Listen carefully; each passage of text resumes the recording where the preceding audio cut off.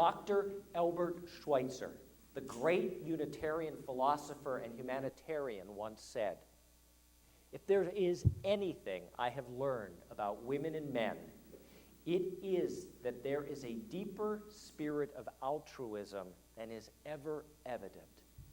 Just as the rivers we see are minor compared to the underground streams, so too the idealism that is visible is minor compared to what people carry in their hearts unreleased or scarcely released.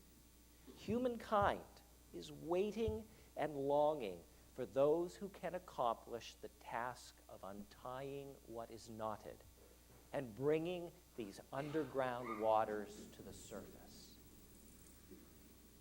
This church is a place that helps our underground waters to surface. And I don't mean the waters that bubbled up 2 weeks ago to flood our boiler room and basement or warp our downstairs community hall floor so it looks like the mouth of hell is opening in our basement. I'm talking about Schweitzer's deep rivers of humanity. I'm talking about abundance and altruism. Here, in these pews, in our hallways, in our classrooms and community rooms, here in the choir transept, and in our chalice circles, in our coffee hour and our potlucks, in our senior high youth group, in our baby dedications and our memorial services, in our times of silence and in our times of rabble-rousing, in our songs to each other and in our prayers to God, in our laughter and in our tears. Here, we are recalled to our best selves again. But the spiritual laws of the universe remind us that none of this can happen without generosity, without the giving that takes the form of financial support. And so, each year at this time, we happily look each other in the eye and say, life's really worth living. If you are mirth given, why don't I give some to you? And give we do. And give we do. And I thank you all for all that you have given. The generosity and abundance you have already shared is stunning. Giving generously, giving abundantly, is part of what it means to be a member or friend of this congregation. And we live this every day. We know that this isn't a place for spiritual spectators. It's a place for passionate participators. And our personal invitation to passionately participate is issued again this week. If we are a member or an active friend of the church, in the next few days, or maybe even tonight, a visiting steward, a volunteer, will call us and ask to meet with us to talk about what this church means to us and to ask us to make a new financial commitment for another year. Our proposed operating budget for the next fiscal year is just under $500,000, $544,000. This means it takes $1,500 a day to keep this place of hope open and functioning. That means $1,500 per day to fund the vibrant programs and activities that keep us a center of liberal religion for communities north of Boston. That means paying our 11-person staff fairly. That means offering faith development classes at both services. That means hiring a faith development assistant to help our kids' explorations.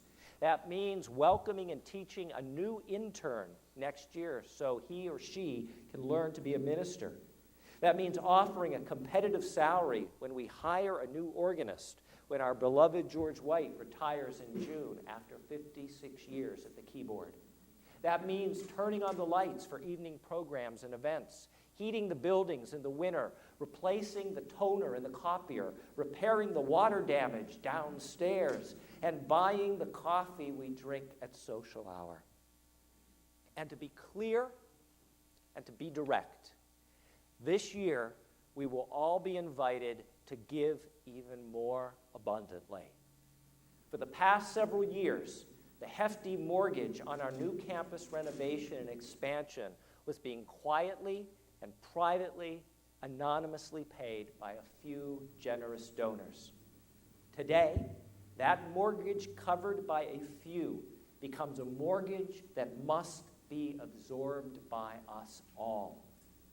And so, the request of a financial commitment equal to 3 to 5% of our income must be taken seriously by each of us.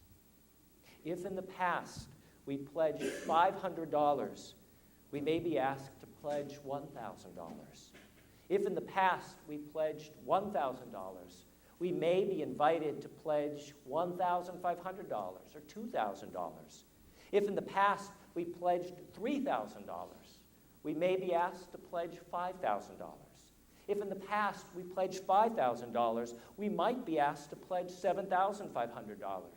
If in the past we pledged $10,000, we might be asked to pledge $15,000. If in the past we pledged $15,000, we may be asked to pledge $20,000.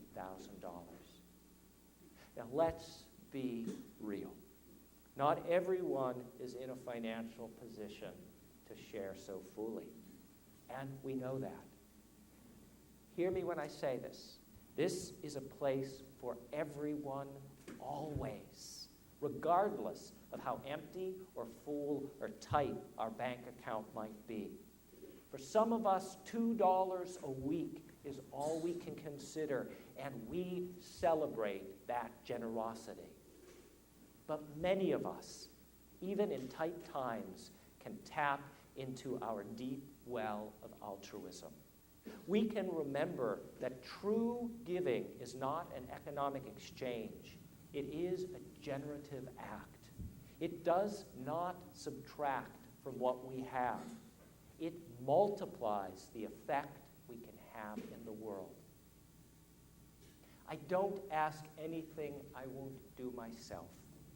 I believe in this church. I believe in the effect we have on each other and in the world. I pledge 5% of my income to you, to us, to what we create together. Our governing board president, Clyde Harden, doesn't ask anything he won't do himself. Clyde believes in this church. He believes in the effect we have on each other and the world. And so Clyde and Iris are giving 6.5% of their income to you, to us, to what we create together. When our visiting steward calls, and they will, when we are asked to make our financial commitment, I hope each of us will say, or even better yet, I hope each of us will sing together.